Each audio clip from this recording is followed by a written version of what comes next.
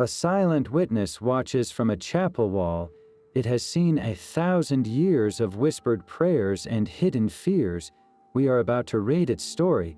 This is a journey into the world of 25 iconic medieval frescoes. You will learn to see these ancient murals not as simple decorations, but as complex puzzles. They are time capsules filled with human emotion, political power, and divine mystery. By the end, you will possess the keys to decode the secret language painted across the stone canvases of Europe. What messages did artists hide in plain sight for only the initiated to understand? And why would a powerful king have a skeleton painted dancing in his own court? The answers are waiting in the pigment and plaster. What do you believe is the most powerful story a single image can tell? Our journey begins at the very heart of Western art, within a chapel whose name is synonymous with genius, the Sistine Chapel. While most eyes instinctively travel upward to Michelangelo's iconic ceiling, our story starts lower, on the walls. Here in the late 15th century, decades before Michelangelo even picked up a brush, a team of the finest painters of the day began a project.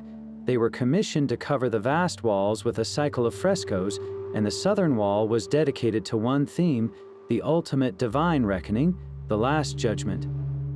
This was not Michelangelo's famous version behind the altar, but an earlier, sprawling masterpiece by artists like Pietro Perugino and Sandro Botticelli.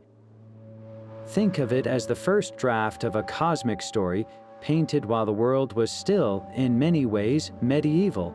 The scale alone is overwhelming. The fresco presents a grand theological narrative, a final sorting of souls. On one side, the blessed ascend gracefully into a luminous heaven, their faces etched with serene joy and relief. On the other, a very different fate unfolds.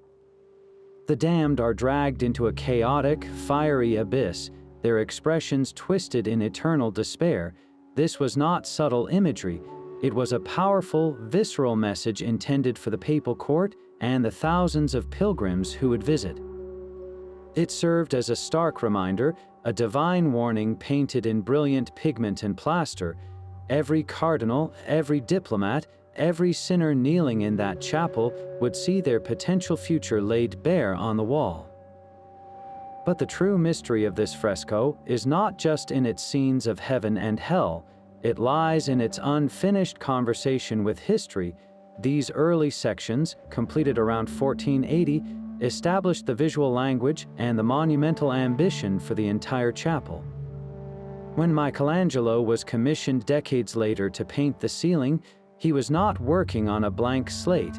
He was responding to, and ultimately surpassing, the work that already surrounded him. How did Perugino's orderly compositions or Botticelli's graceful figures influence the young master looking up at that vast, empty vault? The lower walls hold the key. They are the foundation upon which the Renaissance itself would be built, a medieval vision of the end that directly sparked a new beginning for art. So the next time you see an image of the Sistine Chapel, look down first. The story starts there, in the fiery shadows and radiant light of a judgment painted before the world changed forever. That divine warning in Rome was painted with a celestial order, but a century earlier and a few hundred miles to the north, a different kind of revolution was quietly unfolding. In Padua, a wealthy banker named Enrico Scrovegni built a small, unassuming chapel. His father had been a notorious moneylender, a usurer condemned by the church, and Enrico built this chapel in part to atone for that family sin. He then hired a painter named Giotto to cover its every interior surface with frescoes. What Giotto created there, around the year 1305, did not just decorate a chapel.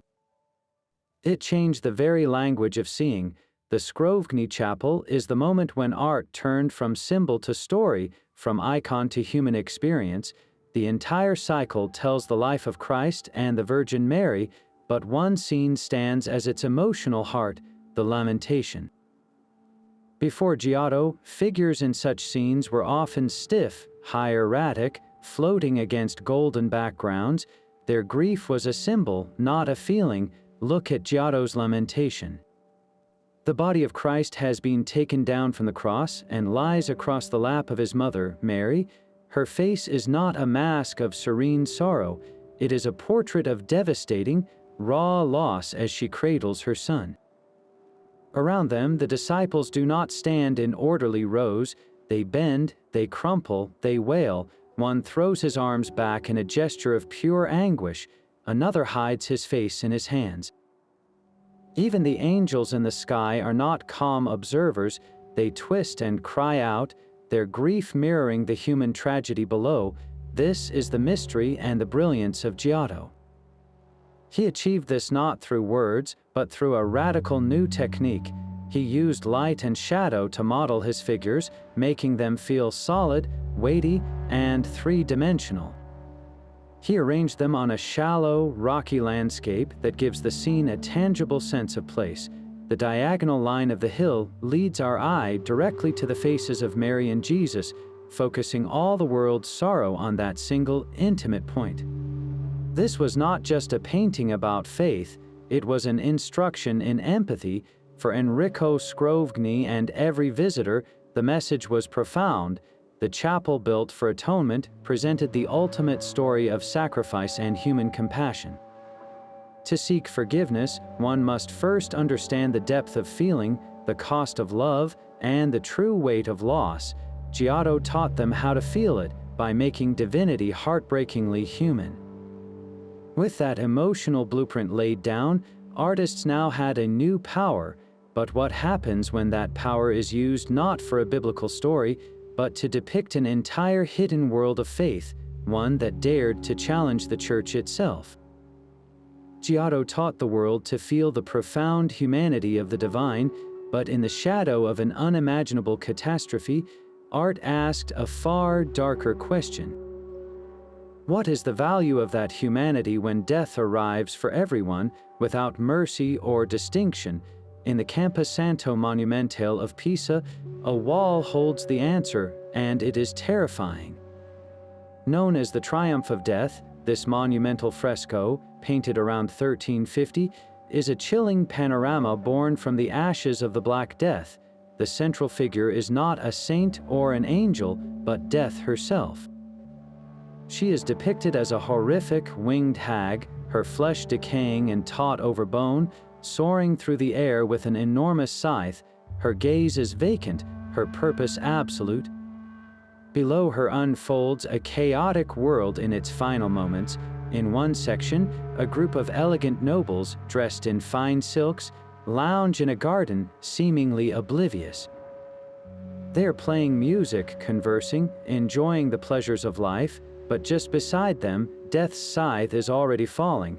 In another, a pile of corpses, kings and paupers tangled together, lies heaped while angels and demons battle over their tiny, fleeing souls. The message is relentless. No earthly power, no wealth, no beauty offers protection. A queen clutching her jewels is struck down beside a beggar. A knight in full armor is as helpless as a monk at prayer.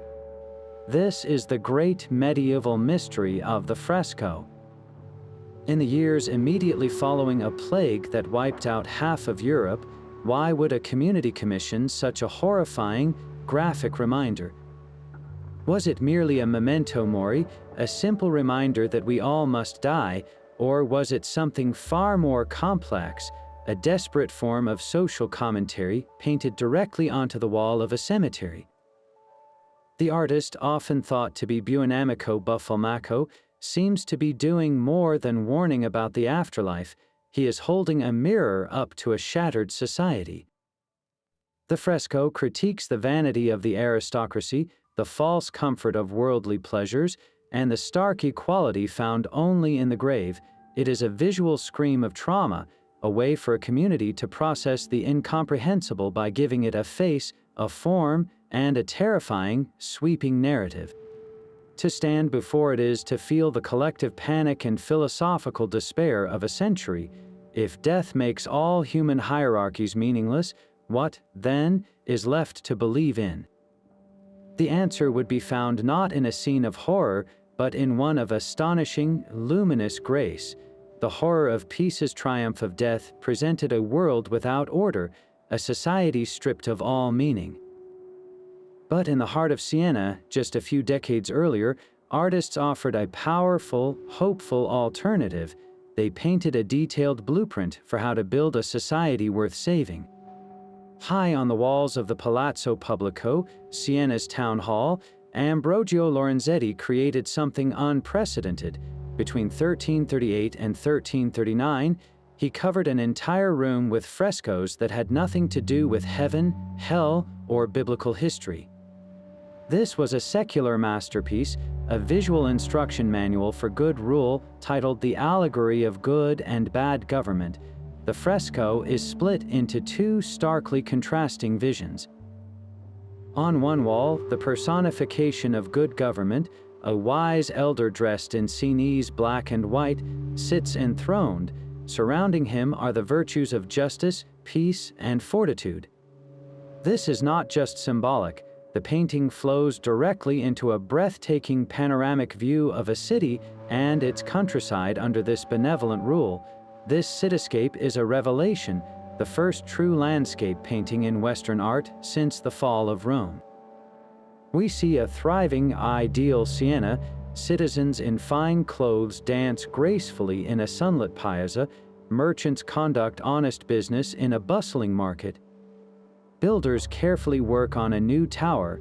Beyond the city walls, the countryside is a patchwork of meticulously tended fields, where farmers till the soil and hunters ride peacefully through lush forests. Every detail sings with harmony, productivity, and communal joy. Then you turn to the opposite wall. Here, the figure of tyranny, a monstrous demon with fangs and tangled hair, presides over a city in ruins. The personifications of cruelty, treason, and fraud hover nearby. The connected cityscape is a vision of utter desolation. Buildings are crumbling and abandoned. The streets are scenes of brutal violence, with citizens assaulting each other in broad daylight. The once fertile countryside outside the walls is a barren, scorched wasteland where a lone traveler is robbed by bandits. The sky itself is dark and ominous. The message is a sophisticated political thesis painted in pigment. For the ruling council of the nine who governed Siena, this room was their daily reminder. Their civic duty had direct, visible consequences. Good rule meant prosperity, safety, and beauty. Corruption and tyranny meant societal collapse, fear, and decay. The genius of Lorenzetti was to make this abstract philosophy immediate and visceral. A counselor could look up from a debate about taxes or justice and see the literal fruits of their labor, or the literal ruins of their failure, unfolding across the wall. It transformed political theory into a story everyone could understand. This was art not as a window to the divine, but as a mirror held up to society itself, asking its leaders a simple, profound question. Which city will you choose to build today? With such a powerful civic ideal painted for all to see, we must now travel to a place where art served a far more intimate and urgent purpose, not for rulers in a council hall, but for terrified believers in a time of relentless siege. Siena's frescoes painted a perfect civic world, but for a soldier facing battle, such ideals offer little comfort. In the Basilica of San Francesco in Arezzo, a different kind of guide was created, one that spoke directly to the fears and hopes of those living in a violent, uncertain age. Between 1452 and 1466, the master painter Piero della Francesca covered the church chancel walls with a luminous cycle titled The Legend of the True Cross. It is a sprawling, complex narrative that traces the journey of the wood of the cross from the Garden of Eden to its rediscovery centuries later by Saint Helena, the mother of Emperor Constantine. Piero's genius was to take this tangled medieval legend, a story of prophecy and divine intervention, and render it with the serene logic of a mathematical theorem. He stood precisely at the cusp of two worlds, using the revolutionary tools of the Renaissance to tell a deeply medieval tale of faith. The entire cycle is a masterpiece of structured clarity, but one scene captures its mysterious power completely: the dream of Constantine. The story is dramatic. On the eve of a pivotal battle against a rival emperor, Constantine is asleep in his tent. He prays for a sign, and in his dream, an angel appears, holding a shining cross and speaking the famous words, "In this sign you shall conquer." Piero's depiction, however, is anything but dramatic in the traditional sense. He strips the moment of all theatrical frenzy. The scene is a study in profound quiet. We see the emperor's tent from the outside, a geometric pavilion rendered in perfect one-point perspective. Inside, Constantine sleeps peacefully on his camp bed, bathed not in the glow of a campfire, but in a cool, otherworldly light that seems to emanate from nowhere and everywhere at once. A soldier stands guard, oblivious, while the angel, holding the radiant cross, simply appears beside the sleeping emperor. There is no whirlwind, no clap of thunder, no startled awakening. The miracle occurs in absolute silence and stillness. This is the central mystery of Piero's work. How does an artist create a feeling of the supernatural not through action, but through perfect calm? The answer lies in his revolutionary technique. Piero was a mathematician as much as a painter, and he constructed his scenes like architectural spaces. Every line of the tent, every paving stone on the ground, converges toward a single vanishing point, creating an illusion of depth so convincing it feels more real than reality itself. This rational, ordered world becomes the perfect container for the irrational, for a divine vision. The supernatural light that falls on Constantine is not a mystical blur. It is painted with the same careful observation as the daylight on the armor of the guard outside. By making the setting so logically perfect, the miracle within it gains an undeniable credibility. It feels inevitable, a part of the natural order. Piero della Francesca transformed a legend of magical wood and imperial destiny into a meditation on geometry, light, and inner certainty. For the worshippers in Arezzo, many of whom lived with the constant threat of war and upheaval, the message was profound. Divine guidance does not always arrive with a crash. Sometimes it comes as a quiet, luminous certainty in the deep of night, a geometric proof written in light that promises, with absolute clarity, that order will prevail over chaos. This pursuit of a higher, rational order would soon lead artists to an even more audacious goal: to map the very architecture of heaven itself, not with quiet light, but with a celestial explosion of gold and blue. Piero's serene geometry mapped a path to divine certainty, but in a quiet abbey along the banks of the Gartempe River in France, the faithful were shown a very different vision of the end. The Abbey of Saint-Savin-sur-Gartempe holds a secret on its ceiling. Look up. The entire stone vault, stretching over 100 feet, is a riot of color and motion, a panoramic comic strip of the Bible painted in the 11th and 12th centuries. This is the Romanesque world in its raw, expressive power, and its climax is a breathtaking, terrifying illustration of the apocalypse from the Book of Revelation. The figures are not the solid, weighty beings of Giotto or the rational forms of Piero. They are elongated, elastic, and charged with spiritual energy. Angels with wings like fiery wheels clash with multi-headed beasts. The four horsemen charge across the curved stone sky. The sea turns to blood, and stars fall to earth, all rendered in vibrant ochres, greens, and blues that have miraculously defied nearly 1,000 years of candle smoke and damp air. The composition feels less like a framed picture and more like a living, breathing storm of prophecy unfolding directly above the heads of the worshippers. The survival of such vivid pigment for a millennium is its own profound mystery.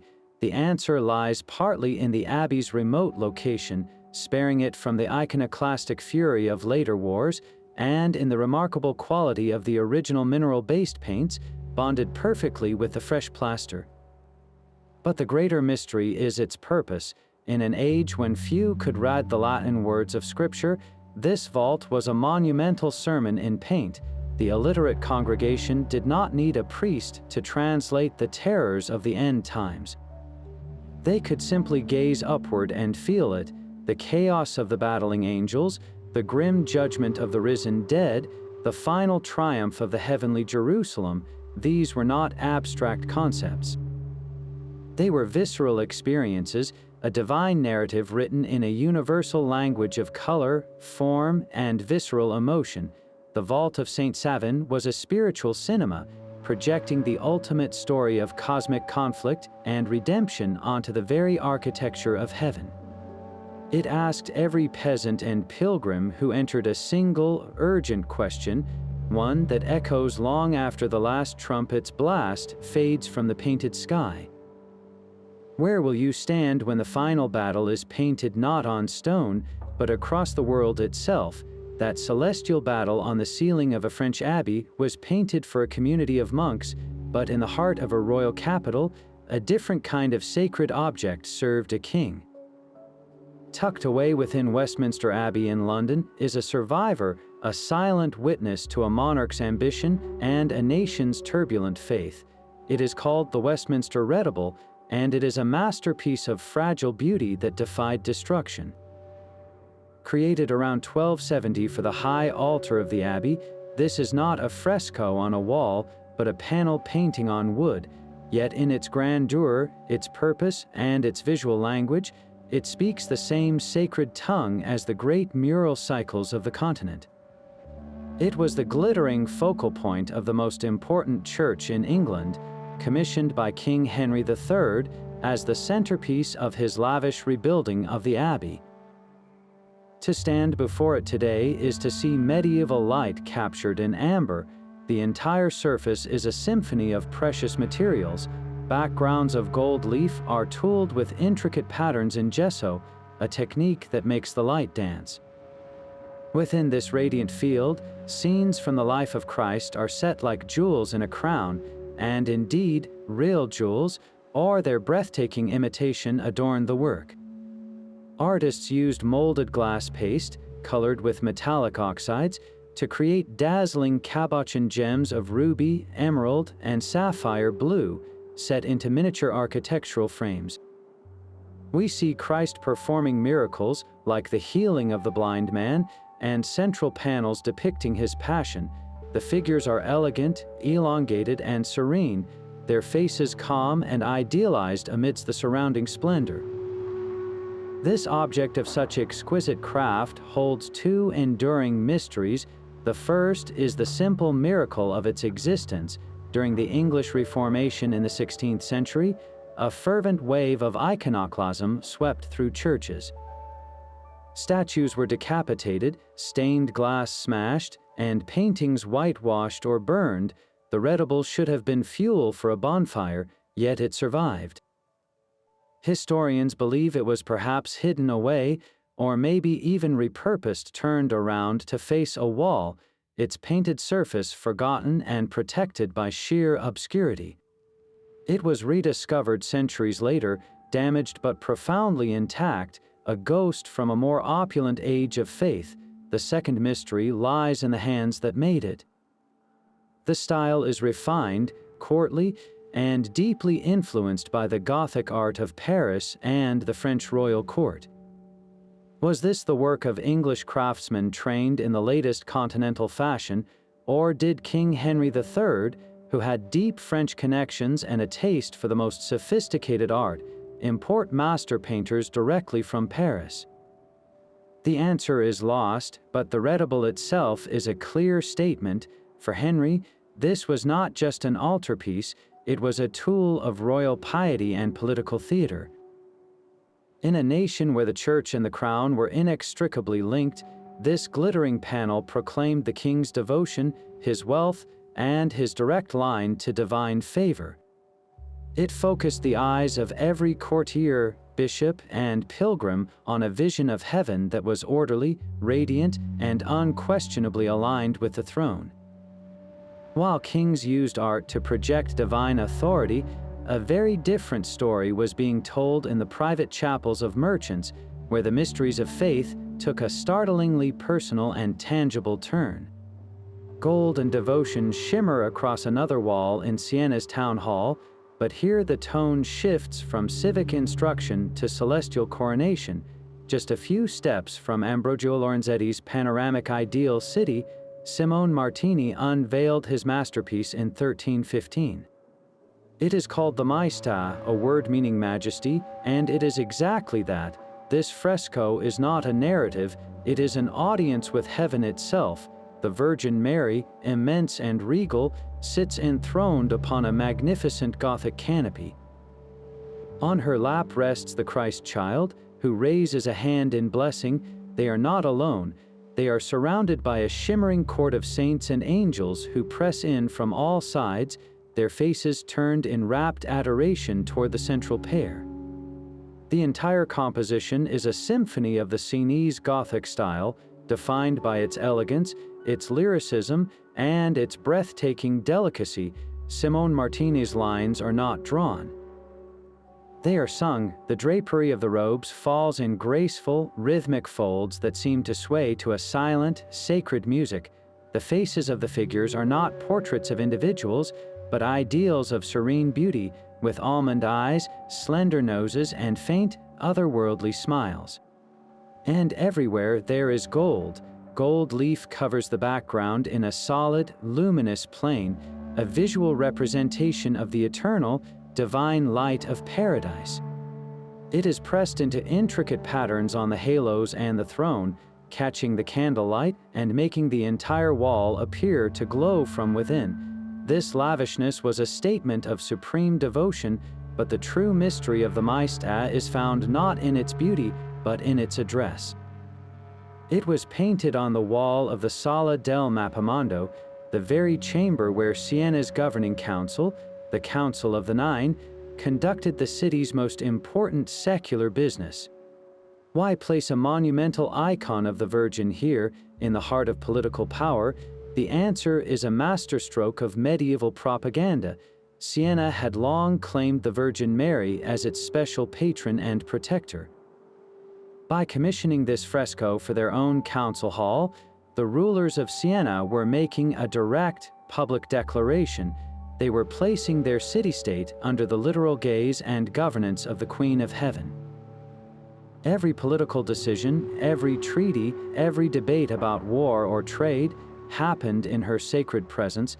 This was a calculated assertion of divine favor, a way of saying that Siena was not just another city. It was a holy kingdom on earth, with a celestial queen on its throne, and in the tense, competitive world of 14th century Italy, this message had a very clear earthly target, the rival Republic of Florence. While Florence would later champion the human-centered ideals of the Renaissance, Siena, through Martini's golden vision, staked its identity on a different kind of authority, one that was mystical, Gothic, and unquestionably blessed.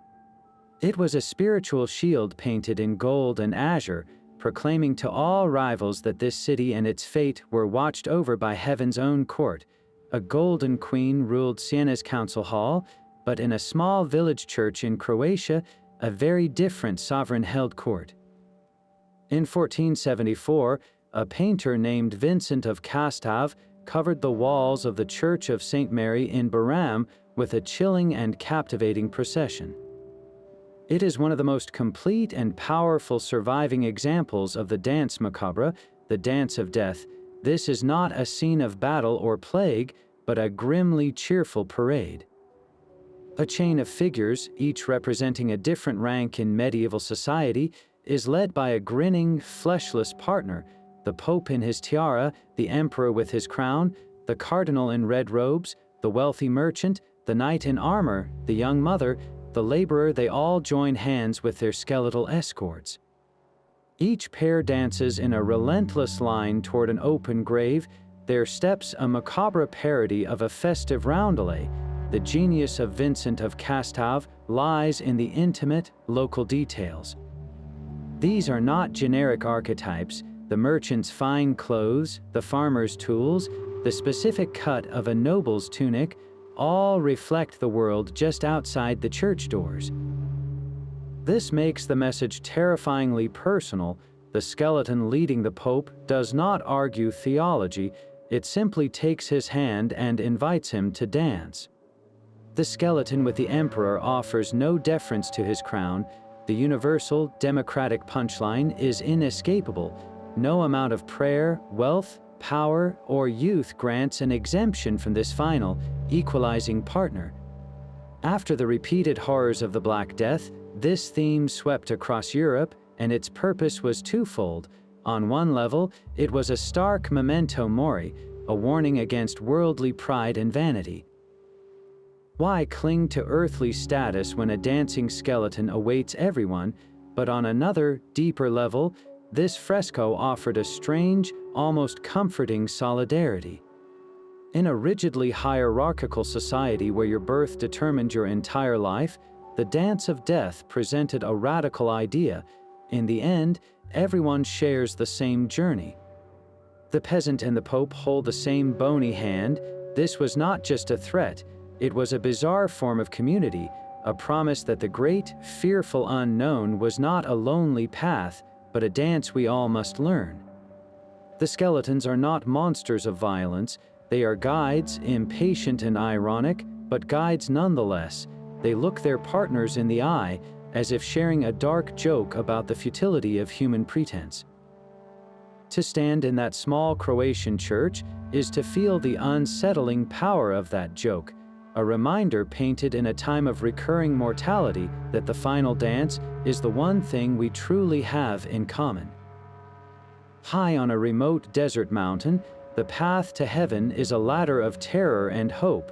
Within the ancient, fortified walls of the Monastery of St. Catherine at the foot of Mount Sinai, a 12th century Byzantine master painted a spiritual instruction manual of breathtaking clarity and psychological depth.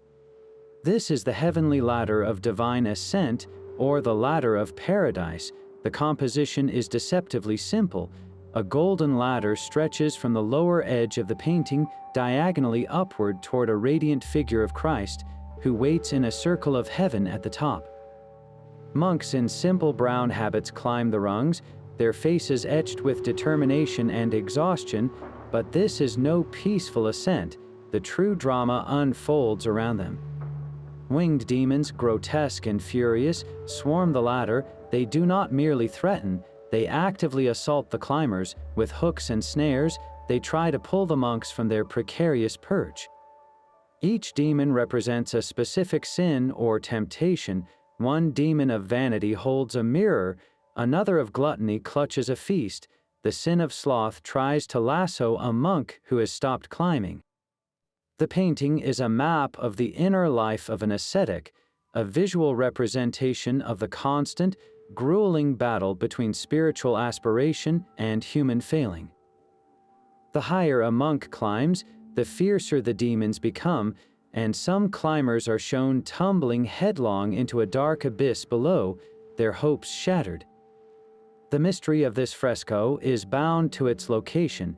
St. Catherine's Monastery is one of the oldest continuously operating Christian monasteries in the world, a remote outpost in the Sinai Desert founded in the 6th century.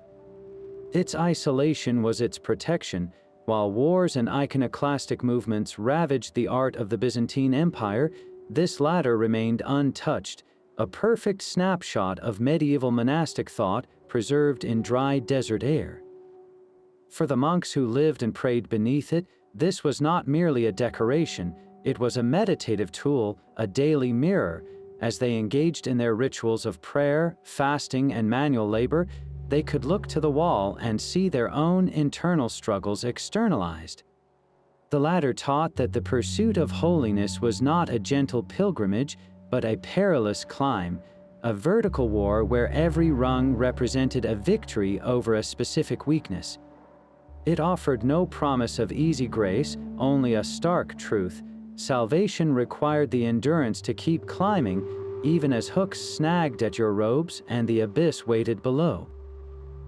This Byzantine vision framed spirituality as a stark, vertical struggle, but in the royal chapels of France, a different kind of ascent was being painted, one that used dazzling color not to depict inner turmoil, but to envelop the faithful in the very light of creation itself. The perilous climb toward heaven required a ladder, but a king believed his path was already secured by a direct, celestial endorsement. In the hushed halls of the National Gallery in London rests a small, portable masterpiece that captures a monarch's soul in exquisite detail. Known as the Wilton diptych, this pair of oak panels painted around 1395 is not a fresco on a wall, but it breathes the same rarefied air of the international Gothic style, a world of delicate beauty, luminous color, and intricate symbolism. To open its hinged wings is to step into a king's private vision of his own destiny. On the left panel, we see a young King Richard II of England kneeling in a grassy landscape. He is dressed in robes of cloth of gold and ermine, his hands clasped in prayer, but he is not alone. He is presented to the heavenly court by three royal patron saints, Edmund, Edward the Confessor, and John the Baptist, who gently guide him forward. Their gaze directs us to the right panel, where the vision unfolds. The Virgin Mary holds the Christ child, surrounded by a choir of 11 angels. The scene is not set in a church or a palace, but in a shimmering, golden heaven, a meadow of flowers against a backdrop of tooled gold leaf. Every element is rendered with a miniaturist's precision, from the individual feathers on the angel's wings to the delicate blossoms underfoot. This is art meant for intimate, awe-struck contemplation. Yet the true mystery of the Wilton diptych is not its beauty, but its burning, unanswered question. Why was it made? Was it a profoundly personal object for the king's private prayers, a spiritual comfort he could hold in his hands, or was it a brilliant piece of political theater, a portable proclamation of divine right meant to be displayed to his court? Some historians even suggest it was carried into battle, a talisman to ensure heavenly intervention. The clues are woven into the painting's symbolic fabric. Each of the angels surrounding the Virgin wears a badge of a white heart, King Richard's personal emblem, as if they are members of his own celestial retinue. The Christ child reaches out not toward the king, but toward a banner held by an angel, a flag bearing the cross of St. George, as if blessing the king's military endeavors. Most telling of all is the orb the Christ child holds. It is not a simple golden sphere representing the world. It is painted with startling specificity, showing a tiny green island set in a silver sea, a perfect, minuscule map of England. The message is breathtaking in its ambition. It suggests that the entire kingdom is not just ruled by Richard, but is personally held, and thus protected, by the infant Son of God and his mother. This transforms the diptych from a simple devotional image into a cosmic legal document, a divine charter for Richard's troubled reign. In its dreamlike elegance, the Wilton diptych fuses a man's piety with his politics, his personal identity with his nation's fate. It asks us whether a king's most private prayer can ever truly be separate from his public claim to power, and whether a kingdom can be so small it fits in a child's hand, yet so holy it demands the attention of heaven itself. A king could hold his kingdom in a painted orb, but in a palace chamber in Mantua, an entire court chased a creature that could never be caught. Within the Palazzo Ducale, in a room known as the Sala della Caccia, or the Hall of the Hunt, unfolds one of the most enchanting and puzzling fresco cycles of the early 15th century. Here, the walls are alive with a vibrant, sprawling scene, a mystic hunt for the unicorn. This is no ordinary pursuit. Elegant courtiers, dressed in the height of late Gothic fashion with pointed hats and flowing sleeves, ride through a lush, idealized landscape. Their sleek hounds strain at their leashes, and their falcons are poised for flight. Their target, however, is not a stag or a boar. It is the legendary unicorn, a pure white beast with a single spiraled horn, often shown resting peacefully in the lap of a maiden, the only one who can tame it. The entire scene is painted with a tapestry-like richness, filled with delicate trees, flowering plants, and a sense of leisurely, courtly sport. The atmosphere is one of refined pageantry, a beautiful game played out in perpetual sunshine. Yet this captivating hunt is a profound riddle. Why would the powerful Gonzaga lords, rulers of Mantua, cover the walls of a stateroom with a fantastical chase for a mythical animal? The answer lies in the unicorn's layered symbolism, a perfect fusion of pagan myth, Christian doctrine, and chivalric romance. In ancient bestiaries, the unicorn was a fierce, untamable creature that could only be captured by a virgin, a symbol of purity overcoming wild strength.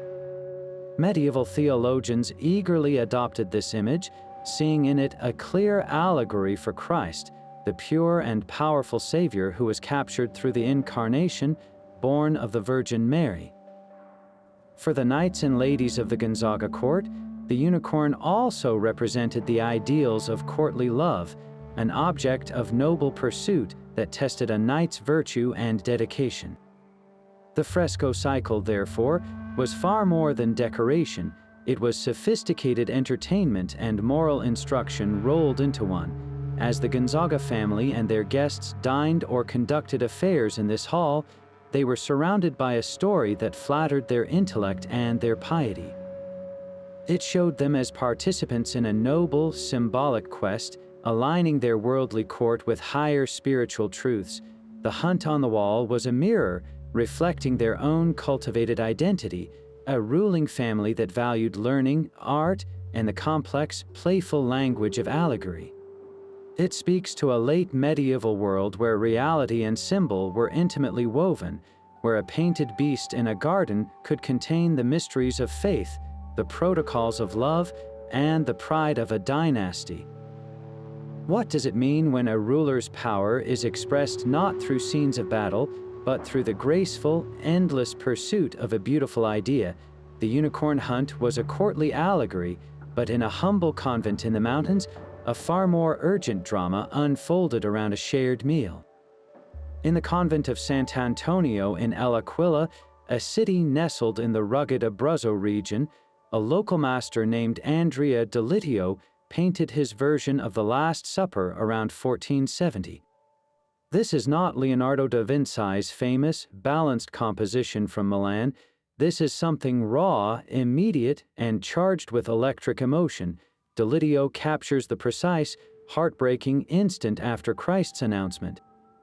"One of you will betray me," the words hang in the air, and the reaction is a storm. The apostles are not arranged in calm, philosophical groups, they erupt. Some leap to their feet in shock, their chairs scraping back. Others clutch their chests or bury their faces in their hands. One disciple, perhaps Peter, grips a knife tightly, his face a mask of protective fury, while Judas, isolated on the opposite side of the table, shrinks inward, his hand creeping toward the bread, his face shadowed with guilty knowledge. The psychological intensity on each face is a masterclass in storytelling, a silent chorus of disbelief, anger, and sorrow, yet Delitio grounds this emotional tempest in a world of tangible reality.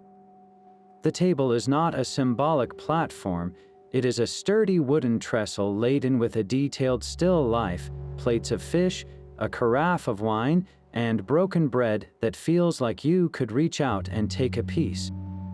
He uses a bold, converging perspective, drawing our eye directly down the white tablecloth to the calm, sorrowful face of Christ at the center, the eye of the storm. This creates a powerful illusion, making the viewer feel they are standing right there in the refectory, an unseen guest at the most fateful supper in history. The mystery of this fresco is its unique voice. Andrea Delitio was a provincial artist working far from the epicenters of Florence or Rome. His style is a fascinating hybrid. He clearly knew the new Renaissance ideas about perspective and anatomical realism flowing north from Florence, but he filtered them through a local, medieval sensibility. The figures have a solid, earthy weight to them.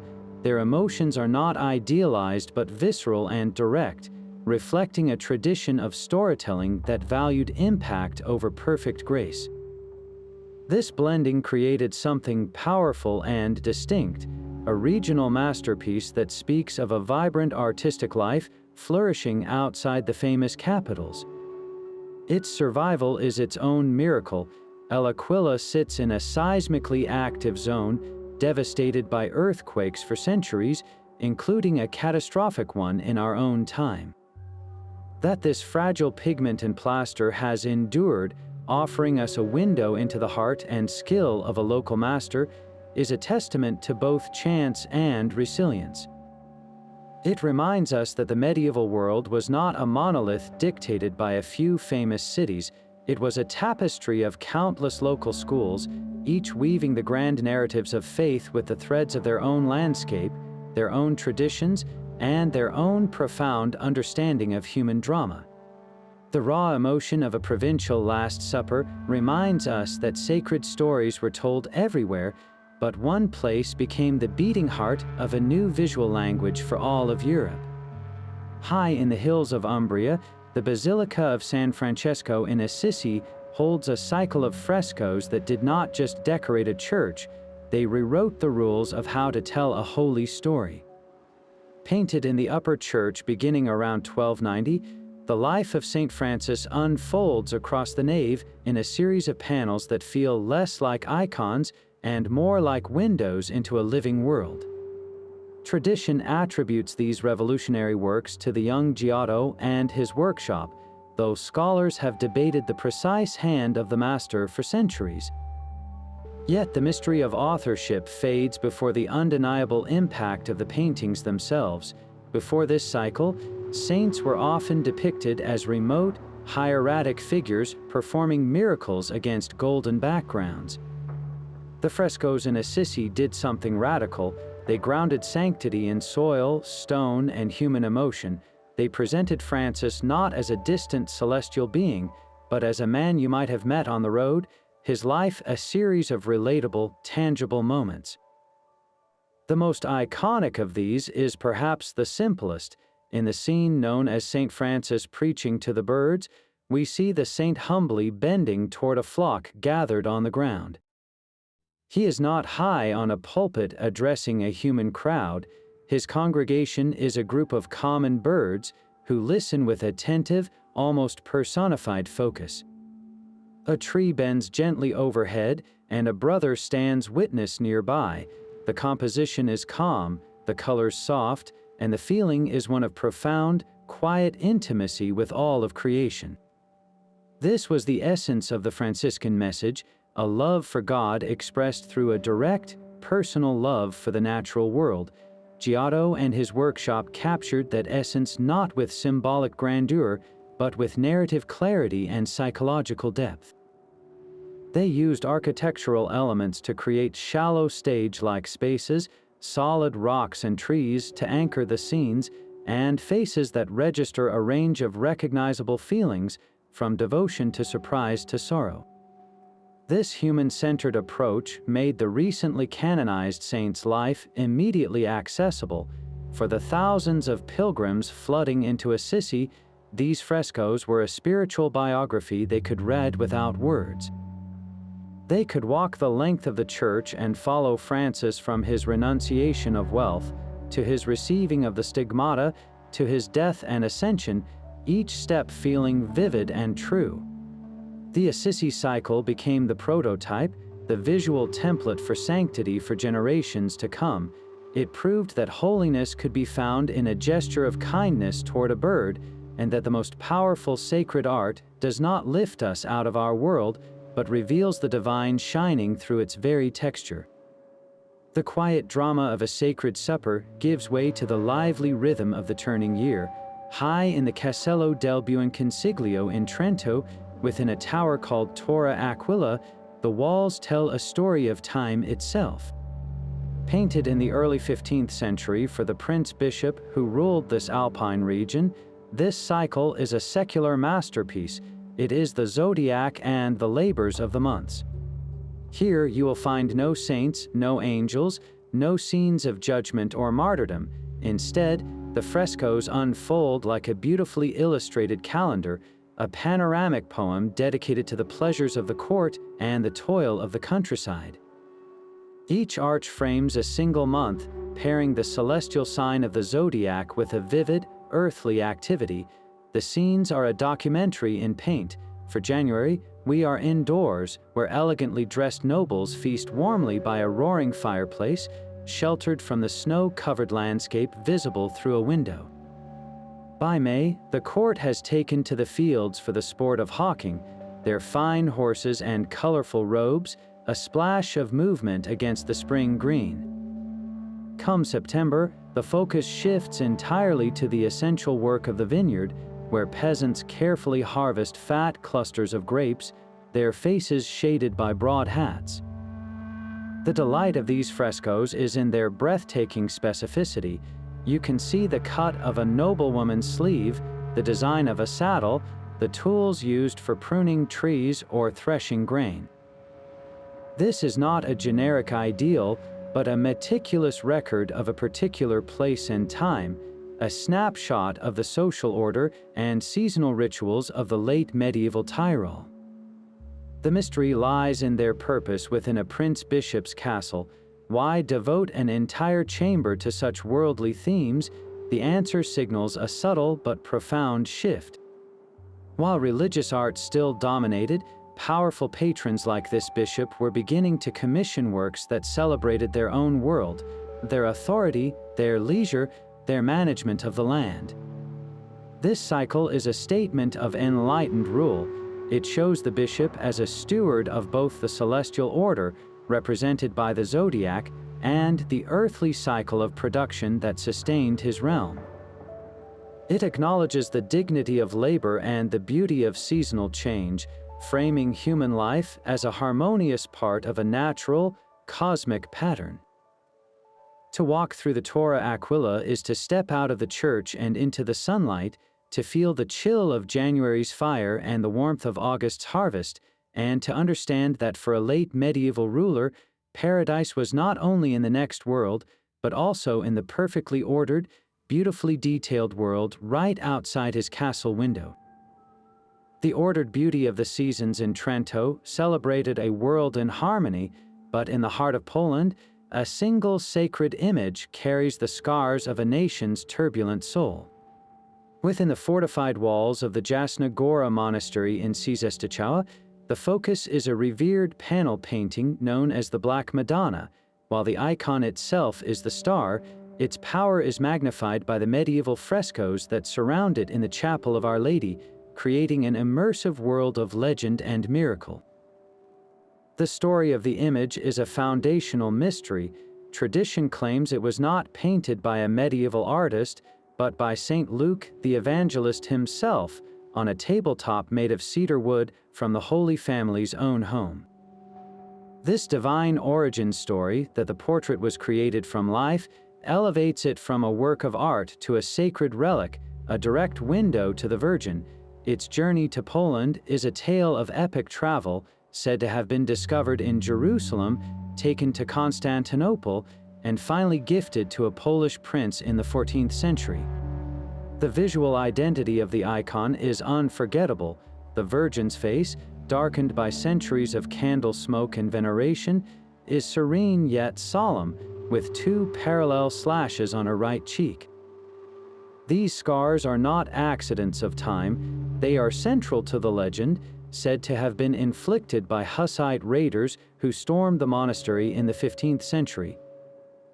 As the story goes, when the attacker struck the painting, the wound bled miraculously and he fell dead. The frescoes that adorn the chapel walls are not mere decoration. They are a visual chronicle that expands this core legend. They depict the arrival of the icon, the history of the Pauline monks who guard it, and, most importantly, the many miracles attributed to its intercession. Scenes show the monastery besieged but never conquered, with the Madonna's presence ensuring its protection. They illustrate sick pilgrims healed and wars turned by divine favor. This creates a powerful feedback loop of belief. The frescoes tell the story of the icon's power, and the icon, with its physical scars, provides the tangible proof that makes the stories on the walls feel vividly real. For Poland, a nation frequently erased from the map by neighboring empires, the Black Madonna became far more than a religious object. She became a national palladium, a spiritual fortress. The frescoed chapel at Jasna Gora is the stage for this identity. It fuses art, legend, and collective memory into a single, unshakable narrative of resilience. To stand there is to understand that in medieval Eastern Europe, faith was not always a quiet, personal matter. It was a fortress of stories painted on walls, centered on a scarred face that refused to look away from history, promising that a people under siege were never truly alone. A scarred face promised protection for a nation, but at the gates of a French cathedral, a different kind of warning was carved for every passing soul. On the south transept of Strasbourg Cathedral, a group of stone figures from the 13th century stands in silent, dramatic conversation. This is the parable of the wise and foolish virgins. Though sculpted in the round, these statues fulfill the exact same role as the great fresco cycles inside, acting as a permanent, public pageant of theology carved directly into the building's skin. The story from the Gospel of Matthew is split into two halves, a before and after of eternal consequence. On one side, the 5 wise virgins stand in a calm row. Their faces are placid, almost smiling, their postures upright and graceful. Each holds her lamp upright, a symbol of foresight and faithful vigilance, their fuel ready for the bridegroom's arrival. Their collective demeanor is one of serene expectation, a quiet confidence carved in limestone. Then, your eye travels to the other group. The 5 foolish virgins are a study in sculpted despair. Their lamps are overturned or hang uselessly at their sides, empty, but it is their faces that tell the whole story. Their expressions are contorted in authentic agony, mouths open in cries of anguish, brows deeply furrowed, hands clutching their heads or reaching out in desperate, futile supplication. The sculptor captured a moment of horrific realization, the precise second when the door to the wedding feast slams shut forever, and they are left outside in the darkness. The architectural placement is the final, masterful stroke of this lesson. These figures are not hidden in a cloister or painted in a choir for monks to contemplate. They are positioned on the exterior of the cathedral, flanking a doorway, one of the last things a medieval pilgrim would see before stepping from the noisy, sinful marketplace into the sacred space within. This was intentional public theology, a stone sermon for the illiterate and the learned alike. In the grand design of the Gothic cathedral, often called the poor man's Bible, every sculpture, every stained glass window, was a page in a vast, 3-dimensional book. The parable of the virgins was a critical page, a stark, unforgettable reminder that spiritual readiness was not a private matter, but a public, urgent necessity. To pass beneath their gaze was to answer a silent, stone question: which group will you join when the final door is closed? This architectural use of art to frame a sacred threshold would find its ultimate, intimate expression not on a grand facade, but within the private cell of a monk, where a single fresco held the key to the entire universe.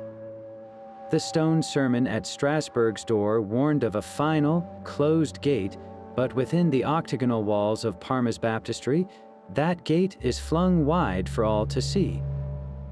Here, an unknown Emilian master of the late 13th century painted a vision of the end so raw and visceral it feels less like a theological statement and more like a cosmic storm captured in pigment. This is the Last Judgment, and it covers the entire interior dome, a swirling vortex of eschatological fate that confronts every person who steps inside. At the apex sits Christ in majesty, not as a gentle shepherd, but as a stern, all-powerful judge. He is enclosed within a mandorla of light, his right hand raised in blessing, his left gesturing downward in condemnation.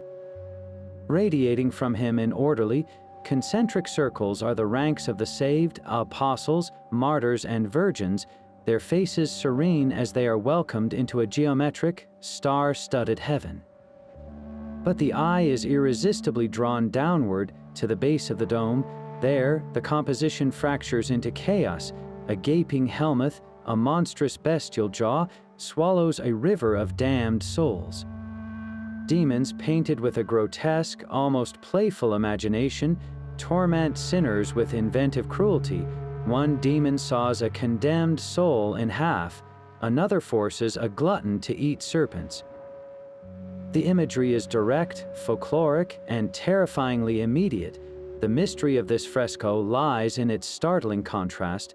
While artists in places like Assisi were pioneering a new, human-centered naturalism, this master in Parma worked in an older, more expressive mode.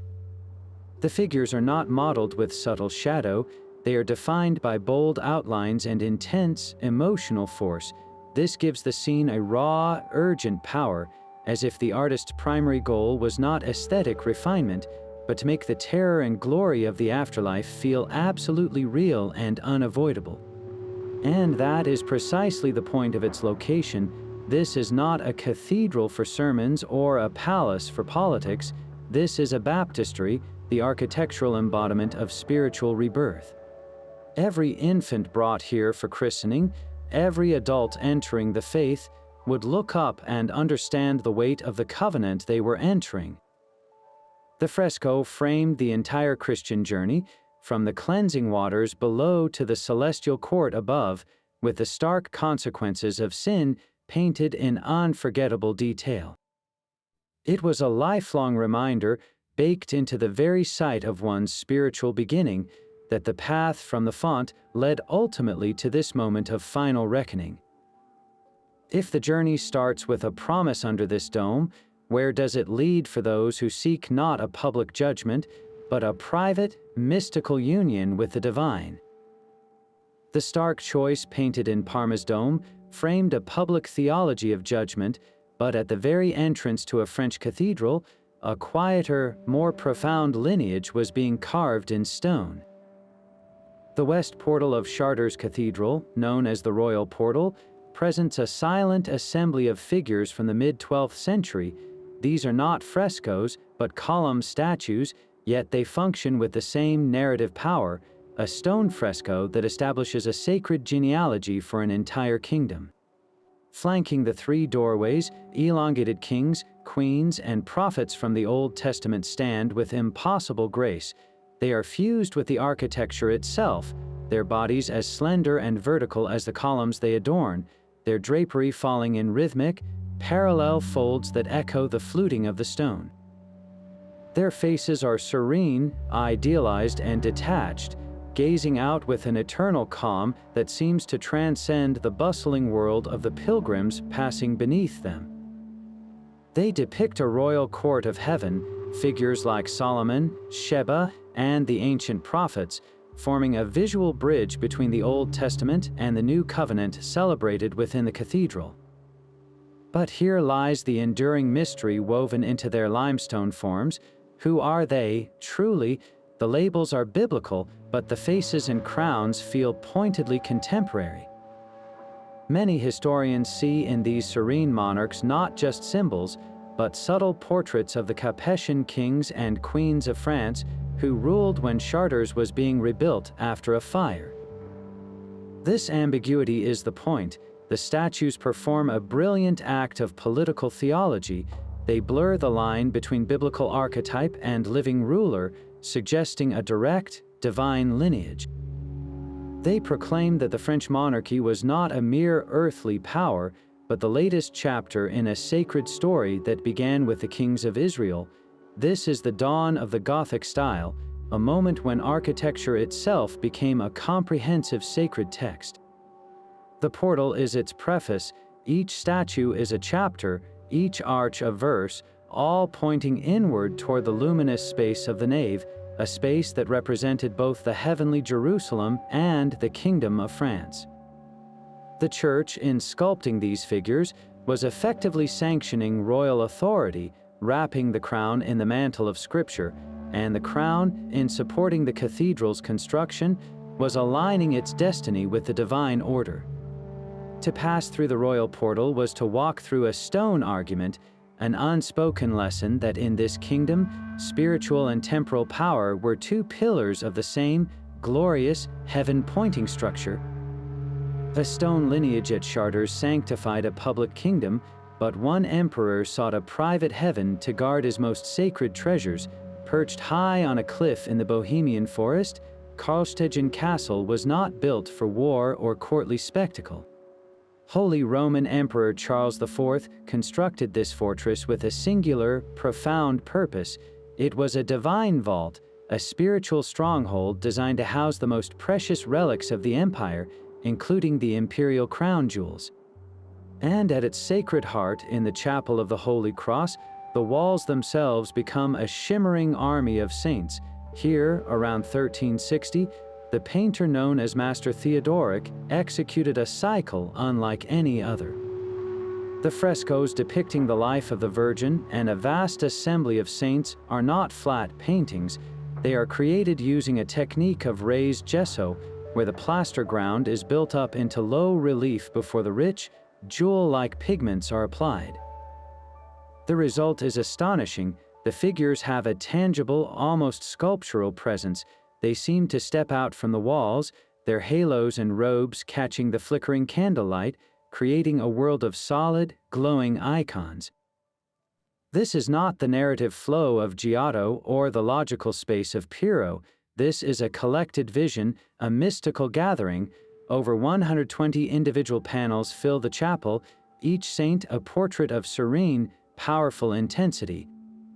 They stare out with wide, hypnotic eyes, their expressions inward and timeless, as if privy to a divine secret. The mystery of this chapel is its perfect fusion of personal piety and imperial propaganda.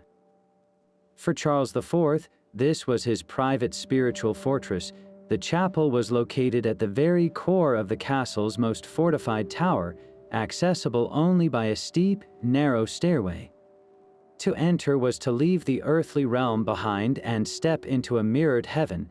The assembled saints, warrior martyrs, scholarly bishops, serene virgins formed a celestial court that directly paralleled the emperor's own earthly court.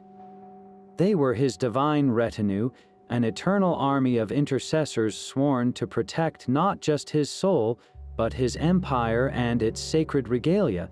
The raised gesso technique makes this metaphor physical. These saints are not mere images, they are present, they occupy the space with weight and authority, standing guard in perpetuity. The cycle transforms the chapel from a room into a reliquary, and the emperor from a ruler into the curator of a living, painted paradise. In this secluded Bohemian castle, art achieved its most audacious medieval goal. It did not just represent heaven, it constructed a working model of it, a bespoke sanctuary where political power and eternal salvation were woven together in gold leaf and raised plaster, a silent, glowing pact between an emperor and the countless eyes of his saintly guardians. The emperor's private chapel was a fortress of painted saints, but in a simple English parish church, the final judgment belonged to everyone. In the Church of St. Thomas in Salisbury, a massive 15th century fresco stretches across the chancel arch, the architectural divide between the congregation and the sacred altar. This is a doom painting, the English term for a last judgment, and it is a masterpiece of public theology designed for daily, inescapable viewing. Its survival is the first layer of its mystery. During the Protestant Reformation in the 16th century, such vivid images of saints, demons, and the afterlife were considered idolatrous. Across England, Countless doom paintings were systematically whitewashed, plastered over, or scraped from the walls by reformers intent on purifying churches of what they saw as superstitious imagery. This one in Salisbury simply vanished beneath a layer of plain white lime wash, forgotten for centuries. It was only during a careful restoration in the 19th century that conservators discovered the vibrant colors and dramatic forms still perfectly preserved underneath, a medieval vision frozen in time, waiting to be seen again. The composition is a classic and powerful formula intended to be read instantly by a largely illiterate congregation. At the very center sits Christ in majesty, his feet resting on a globe, his hands raised to reveal the wounds of the crucifixion. He is the judge of all creation. Flanking him are the Virgin Mary and Saint John the Baptist, figures of mercy who intercede on behalf of humanity, their poses pleading yet resigned to the divine verdict. Then the narrative splits, literally dividing the world in two. To Christ's right, the left side from the viewer's perspective, the blessed are resurrected from their graves. They are helped by angels, their bodies whole and their faces hopeful, as they are ushered toward a stylized, architectural representation of heaven, often shown as a golden gate or a celestial city. The mood here is one of orderly, graceful ascent.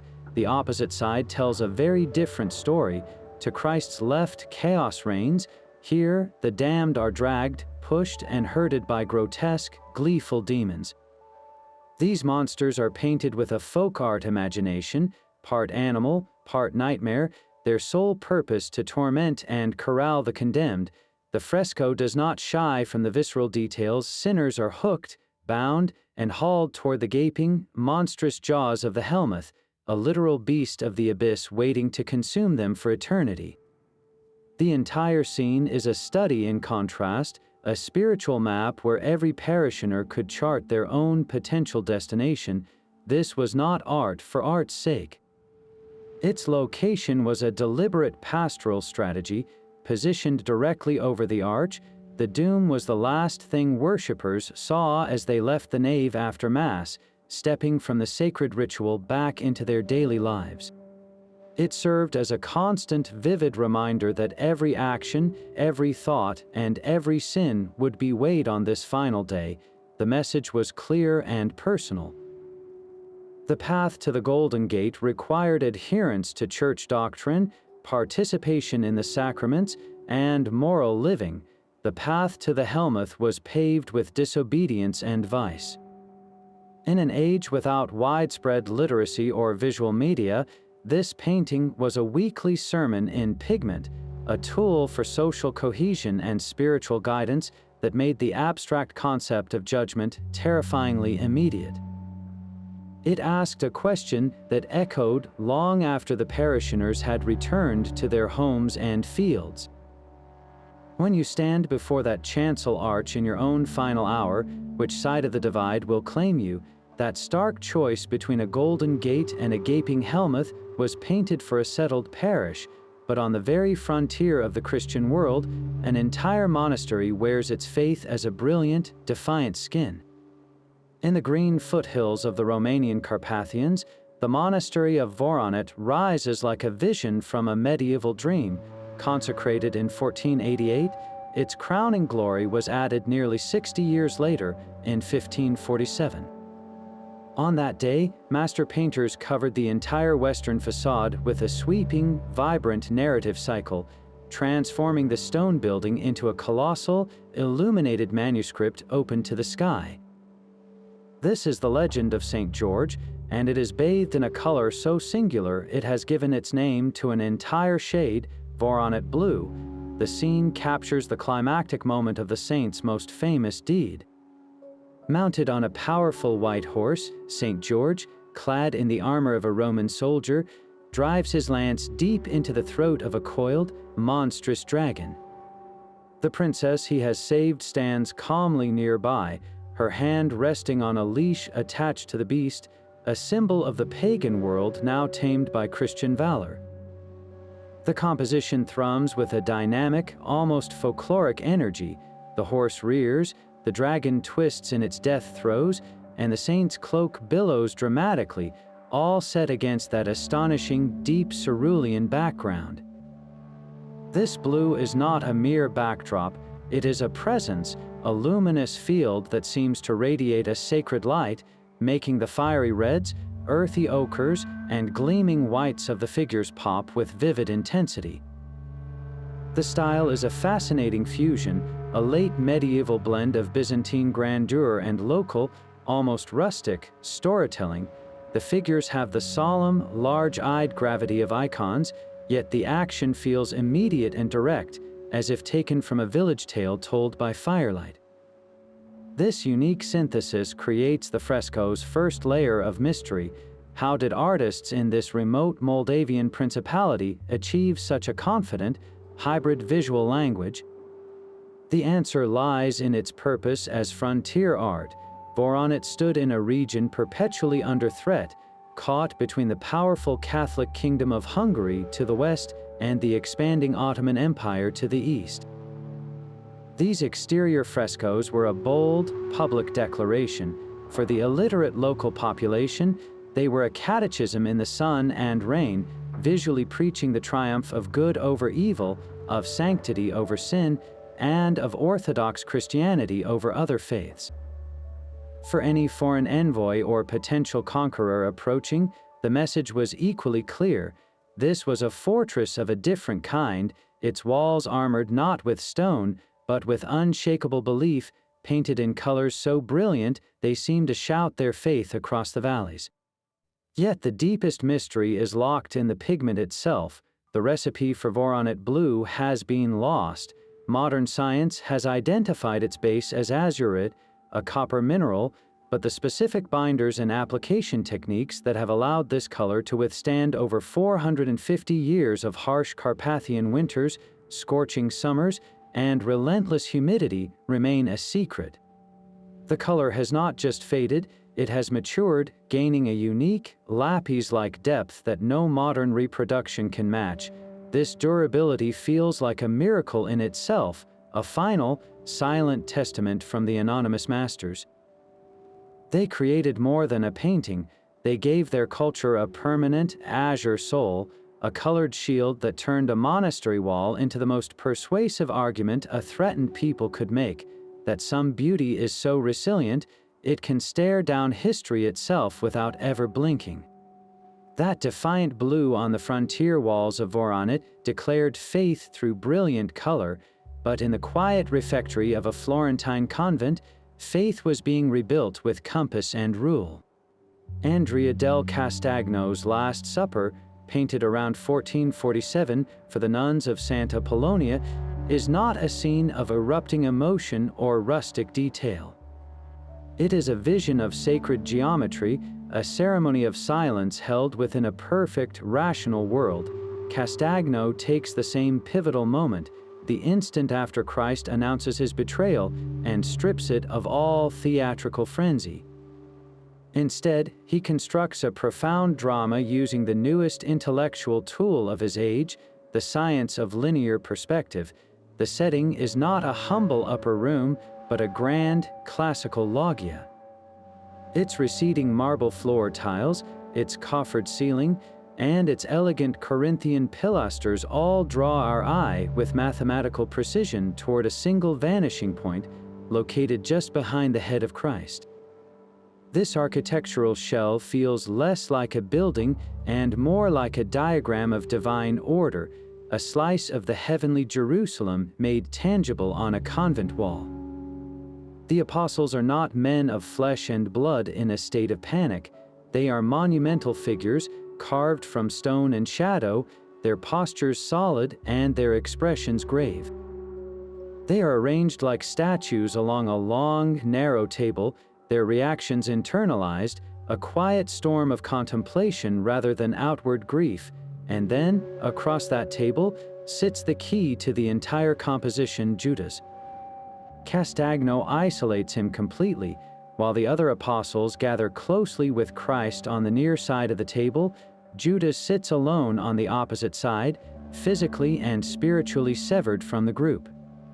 He is not a cowering villain, but a dark, brooding presence, his face in shadow, his body forming a stark, diagonal break in the harmonious lines of the architecture. He is the flaw in the perfect geometric system, the human sin that disrupts the divine plan, yet even his rebellion is framed within the painting's overarching order.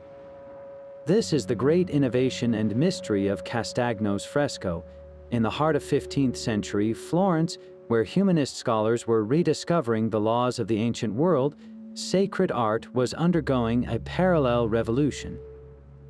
The goal was no longer just to inspire pious feeling, but to reveal the underlying structure of God's creation, a structure built on proportion, balance, and intellectual clarity.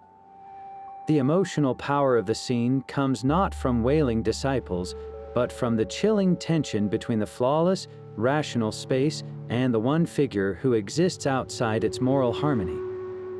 For the nuns who dined before this image daily, the message was layered.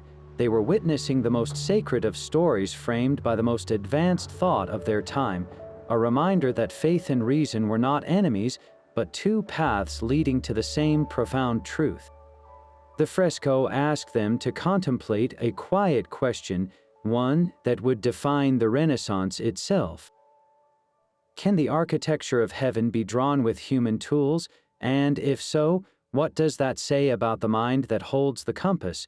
The cool geometry of a Florentine refectory reveals a mind-seeking order, but centuries earlier and in a different medium, artists discovered how to build heaven not with lines, but with light itself. In the small, cross-shaped mausoleum of Galla Placidia in Ravenna, the walls and ceilings are not painted with fresco, they are sheathed in mosaic, a Roman art form of countless tiny colored glass and stone pieces called tesserae. Created in the early 5th century, these shimmering surfaces represent the monumental wall art tradition that directly bridged the fading Roman Empire and the rising medieval world. And here, in this dim, intimate space, one of the most iconic images of early Christian art unfolds. It is the martyrdom of St. Lawrence. The scene is deceptively simple. The saint, dressed in the golden robes of a deacon, walks calmly and purposefully. He carries a cross over one shoulder and, in his other hand, a book of the Gospels. His destination is the gridiron, the instrument of his torture, which glows with red and orange flames just ahead of him. But there is no agony here, no screaming tormentors or dramatic violence. Lawrence's face is serene, almost peaceful, as he strides toward his fate. This is the central mystery and power of the image. The artist has completely redefined martyrdom. It is not depicted as a brutal punishment, but as a solemn, voluntary procession, a triumphant journey from earthly suffering to eternal glory. The setting amplifies this otherworldly feeling. Lawrence does not walk on a patch of ground, but across a lush green meadow dotted with flowers, and above him, the background is not a sky of blue paint, but a profound, deep midnight blue created from thousands of glass tesserae. Embedded in this celestial field are golden stars and a flowing, jeweled cross, creating a vision of the cosmos itself. To the side, a simple wooden cabinet stands open, revealing the 4 codices of the Gospels, symbolizing the faith for which he dies. The entire composition is a masterclass in using material to create meaning. The mosaics do not simply reflect light, they generate it. The tesserae are set at slight angles, causing them to catch and scatter any flicker from a lamp or a shaft of sunlight through the thin alabaster windows. The gold glass pieces are backed with real gold leaf, making them glow with an internal radiance.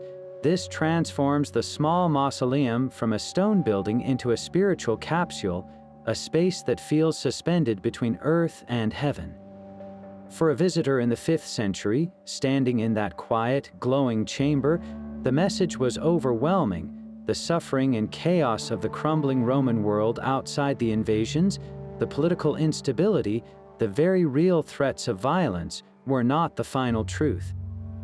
Here, in this eternal, starry night, Lawrence's calm walk demonstrated that faith could transfigure even the most horrific pain into a path of serene victory. These Ravenna mosaics are the missing link. They take the realistic techniques of Roman art and redirect them toward a new medieval goal, not to depict the world as it is, but to construct a vision of the world as it should be in the eyes of God, a shimmering, eternal, and radiant paradise. This artistic leap from representing reality to constructing a divine realm sets the stage for the final, and perhaps most personal, mystery in our journey, one found not in a grand basilica, but in the modest rooms of a humble hermit. A hermit's cell may hold a private cosmos, but the final chapter of our journey unfolds on a strip of cloth as wide as a man's arm and longer than a modern Olympic swimming pool. In the Norman city of Bayeux, a unique survivor from the 1170s waits, not painted on plaster, but stitched with woolen thread onto bleached linen. It is called the Bayeux Tapestry, though it is not a woven tapestry at all, but an epic embroidery. This 70-meter-long narrative strip is the ultimate medieval fresco in spirit, a continuous, panoramic storyboard that captures the thunderous drama of the Norman conquest of England with the urgency of a breaking news report, crafted just years after the battle itself. The tale it tells is linear and relentless, moving from left to right like a comic strip of destiny. It begins with a doomed promise. We see Harold Godwinson, the powerful English earl, embarking on a mysterious voyage. He is captured by Count Guy of Ponthieu, then delivered to the court of William, Duke of Normandy. In a pivotal, haunting scene, Harold stands with his hands placed on two reliquaries, swearing a sacred oath to support William's claim to the English throne. The threads then follow Harold's return to England, his fateful coronation as king after the death of Edward the Confessor, and the ominous appearance of Halley's Comet blazing in the sky, a portent of disaster. The narrative pace quickens. We witness William receiving the news, ordering the construction of a vast invasion fleet. The embroidery shows the fascinating, tangible details of 11th century life, the felling of trees, the planing of planks, the loading of wine barrels and weapons onto the iconic Viking-style longboats. Then comes the Channel crossing, the landing at Pevensey, and the frantic scramble for supplies. The climax occupies nearly a third of the entire work, the Battle of Hastings itself. Here, the linen becomes a chaotic battlefield. Knights in chainmail on muscular warhorses charge with couched lances, a revolutionary military technology vividly depicted for the first time. Infantrymen clash with axes and swords, archers fill the air with their deadly volleys. The human drama is heartbreakingly specific, a soldier pulling a helmet from a fallen comrade's head, another desperately drinking from a stream, horses tumbling in the carnage. And at the very center of the storm, the tapestry delivers its brutal endpoint, the death of King Harold. The famous inscription above the scene reads, Harold Rex interfectus isti, Harold the King is killed. The imagery is ambiguous, showing a figure with an arrow in his eye next to a warrior being cut down by a cavalryman, leaving scholars to debate the exact manner of his death for centuries. This ambiguity is the tapestry's first great mystery, because every stitch is a point of view. The overwhelming narrative clearly favors the Norman victors. William is depicted as a just, decisive, and pious leader, while Harold is often shown in postures of oath-breaking and misfortune. This powerful bias points directly to the question of patronage. Most historians believe the tapestry was commissioned by Bishop Odo of Bayeux, William's ambitious half-brother, who appears prominently in the story at key moments. It was likely made by English embroiderers in Canterbury, their skilled hands crafting a masterpiece that glorified their new Norman overlords, a stunning act of political propaganda commissioned by the winners and stitched by the conquered. But the true secrets may lie not in the central panels, but in the borders. Running above and below the main story is a continuous, cryptic fringe world. Here, amidst intricate geometric patterns, we find scenes from Aesop's fables like the fox and the crow, mythical beasts like griffins and dragons, and scenes of farming, hunting, and even nudity. These are not random decorations, they form a parallel commentary, a medieval subtext. The fables often mirror the main narrative's themes of cunning, betrayal, and comeuppance. The beasts may symbolize chaos or pagan forces. The earthy, everyday scenes ground the epic political drama in the relentless cycle of ordinary life, which continues regardless of which king wears the crown. As a historical document, its value is unparalleled. It is our single most important visual source for the 11th century, a meticulous record of weapons, armor, shipbuilding, architecture, and clothing, frozen in time by colored thread. But beyond the inventory of objects, it captures the human dimension of history, the anxious faces of messengers, the determined gaze of commanders, the sheer brutal chaos of medieval combat. The Bayeux Tapestry is more than a record of a battle. It is the medieval mind attempting to make sense of a world-altering event, to impose a story of right and wrong, of oath and punishment, onto the bloody randomness of history.